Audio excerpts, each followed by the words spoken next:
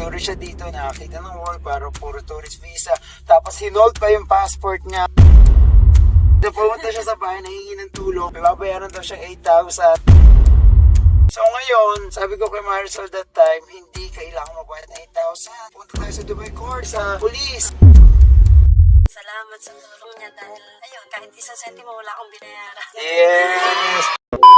Guys, so for today's video, kasama ko si Maricel.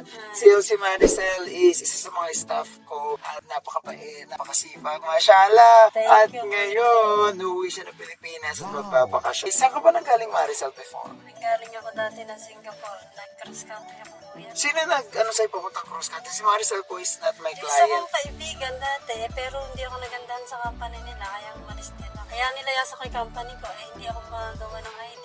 Si Maricel, hindi ko yan na-interview, bigla na lang pumunta sa bahay namin. Hindi ko alam bakit. Na pumunta siya sa bahay, nahingi ng tulong. May babayaran daw siyang 8,000 dahil yung passport niya nandun sa amo. Yung amo niya, nirenew yung tourist visa niya. Sabi ko kay Maricel that time, hindi kailangan mabayad ng 8,000. So, punta tayo sa Dubai Court, punta tayo sa police. Para ayun, so pinuntahan namin na Dubai Court kami, nagpulis kami. Pagkakasya nagpulis kami, yung amo niya, yung nagtatapang-tapakan pero binigay din yung passport in other way. Oo, salamat Pero sa grabe tulong dahil pa. ni Kuya.